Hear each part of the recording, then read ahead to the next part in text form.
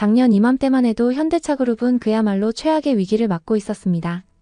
미국 조지아주에 건설 중이던 배터리 공장에서 300여 명의 한국인 기술자가 이민국에 체포되는 초유의 사태가 벌어졌죠.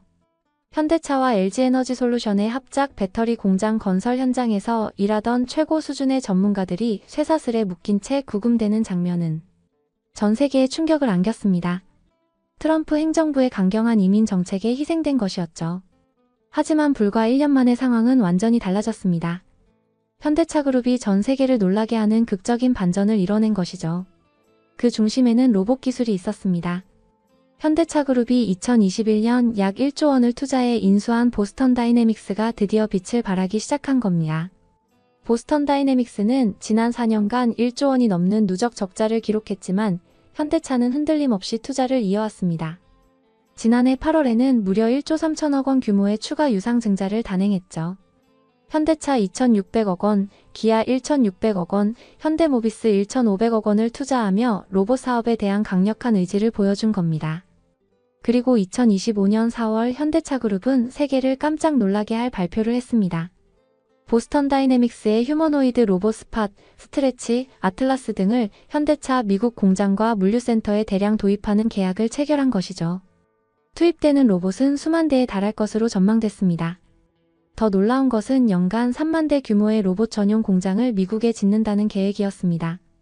현재 연간 1,300대 정도 생산하던 것에서 무려 20배 이상 증산하는 것이었죠. 모건 스탠리는 2050년까지 휴머노이드 로봇 시장이 연간 약 5조 달러 규모로 성장할 것이라고 분석했습니다.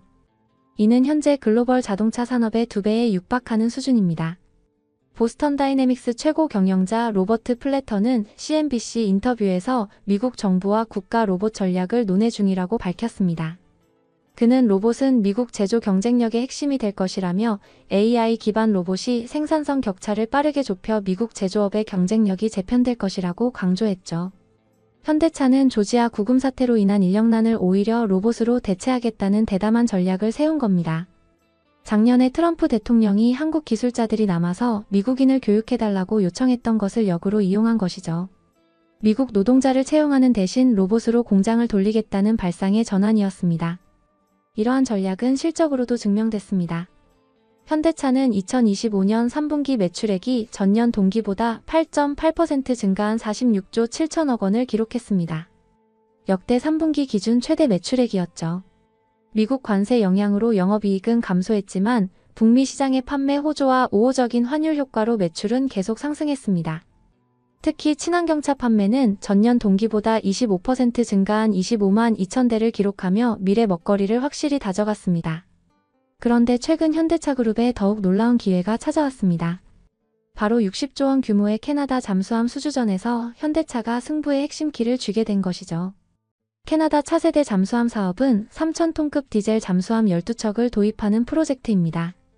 계약 금액만 약 20조 원에 달하며 30년간 유지보수까지 고려하면 전체 사업 규모는 약 60조 원으로 한국 방산 역사상 최대 규모 단일 수출 계약이 될 전망입니다. 현재 하나오션과 HD 현대중공업 컨소시엄이 독일 티센크루프 마린 시스템과 최종 경쟁을 벌이고 있습니다. 지난해 11월 캐나다 멜라니 졸리 산업부 장관이 직접 하나오션 거제 조선소를 찾아 현장을 시찰할 정도로 한국에 대한 관심이 높았죠. 12월에는 캐나다 해군 주임원사가 한국의 암무함에 탑승해 잠수함에 대한 설명을 듣기도 했습니다. 하지만 올해 들어 수주전의 양상이 완전히 바뀌었습니다. 캐나다 정부가 잠수함 발주와 자국 내 자동차 공장 건설을 패키지로 묶어 협상에 나선 것이죠. 강훈식 대통령 비서실장은 유튜브 채널에 출연해 캐나다 산업부 장관이 저를 찾아와서 우리는 차가 필요해. 한국의 현대차도 함께 해줄 수 있어? 라고 요구했다고 밝혔습니다. 그러면서 독일은 폭스바겐이 또 할 생각이 있던데 하며 경쟁을 붙이는 것이라고 했죠. 60조 원이나 되는 무기를 사는데 자동차 공장을 지어달라는 요구를 한 겁니다. 캐나다는 미국과의 상호관세 충돌 과정에서 자국 내 자동차 제조 기반 확충 필요성을 절실히 느꼈습니다. KPMG 조사에 따르면 캐나다 소비자의 76%가 관세로 인해 새 차를 구입할 여력이 줄었다고 답했고 38%는 향후 가격이 10에서 15% 오를 경우 신차 구매를 아예 포기하겠다고 했습니다. 캐나다는 북미 주요 자동차 생산 거점 중 하나인데 관세로 인해 공급망이 흔들리자 대규모 잠수함 발주를 지렛대로 삼아 자동차 산업까지 끌어오려는 전략을 세운 것이죠. 독일은 이미 한 발 앞서 나갔습니다. 폭스바겐은 자회사 파워콜을 통해 2025년 6월 70억 달러, 약 10조 원을 투자해 캐나다 온타리오주의 전기차 배터리 공장 건설을 시작했습니다. 캐나다 역사상 최대 규모 투자였죠. 메르세데스 벤츠는 캐나다 록테크리튬사와 연평균 1만 톤의 리튬을 공급받는 계약을 체결했습니다. 독일은 항공기 구매, 배터리 셀 공장 신설, 핵심 광물 개발 등 전략 산업을 묶은 협력 카드를 꺼낸 겁니다. 한양대 공공정책대학원 문근식 특임 교수는 토론회에서 캐나다 잠수함 사업은 단순 방산 계약이 아닌 국가 전략 파트너십에 기반해야 한다고 밝혔습니다. 그는 한국과 독일 간 잠수함 성능 격차는 크지 않지만 캐나다가 중시하는 것은 장기적이고 포괄적인 전략 파트너십과 유연성이라며 한국의 국가 역량 패키지를 통해 보다 강력한 산업 외교적 메시지를 전달해야 한다고 강조했습니다. 현대차는 현재 캐나다에 완성차 생산 시설이 없습니다. 반면 독일은 폭스바겐 배터리 공장을 이미 착공한 상태죠. 하지만 시장 영향력만 놓고 보면 상황이 다릅니다. 현대차는 2025년 캐나다 신차 시장에서 브랜드 단독으로 판매 순위 4위, 점유율 약 12.2%를 기록하며 상위권 경쟁력을 확보하고 있습니다. 기아까지 합하면 양사 합산 점유율은 더욱 커지죠. 반면 폭스바겐은 캐나다 시장에서 현대기아만큼의 영향력을 발휘하지 못하고 있습니다. 블룸버그 통신 산업 전문가는 현대차 그룹의 로봇 기술과 자동차 제조 역량을 결합하면 캐나다의 미래형 스마트 팩토리를 구축할 수 있다며 이는 단순한 자동차 공장이 아니라 AI와 로봇이 결합된 차세대 제조업의 모델이 될 것이라고 분석했습니다. 실제로 현대차는 보스턴 다이내믹스의 로봇을 활용해 소수의 고숙련 인력이 대량 생산을 해내는 완전 자동화 공장을 구상하고 있습니다.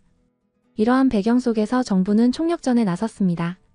강훈식 비서실장과 김정관 산업통상부 장관은 1월 27일부터 캐나다를 방문해 마크 카니 총리, 더그 포드 온타리오주 총리 등과 면담을 진행할 예정입니다. 방문단에는 하나오션뿐만 아니라 현대차 고위 관계자도 포함됐습니다. 캐나다 정부의 자동차 생산 확약 요구에 대응하는 메시지를 직접 전달하기 위해서죠. 로이터 통신 방산 전문 기자는 이번 수주전은 누가 더 좋은 잠수함을 제안하느냐의 문제가 아니라 누가 캐나다에 더 많은 제조업 기반과 장기 파트너십을 약속할 수 있느냐의 경쟁으로 넘어갔다며 현대차 투자 카드가 얼마나 현실적인 그림으로 제시되느냐가 한국 측 승부의 분기점이 될 것이라고 분석했습니다. 캐나다 잠수함 조달 평가 항목을 보면 성능 평가 비중은 20%에 불과합니다. 반면 산업기술 혜택과 고용 창출, 캐나다 방산 공급망 통합 등 경제적 혜택이 15%를 차지하죠. 유지보수 및 군수 지원이 50%로 가장 큰 비중을 차지하는데 이 부분에서도 현지 생산과 기술 이전이 중요한 평가 요소입니다. 나라까지 몰렸던 현대차가 전 세계를 놀라게 할 미친 복수국을 완성할 수 있을지 전 세계가 주목하고 있습니다.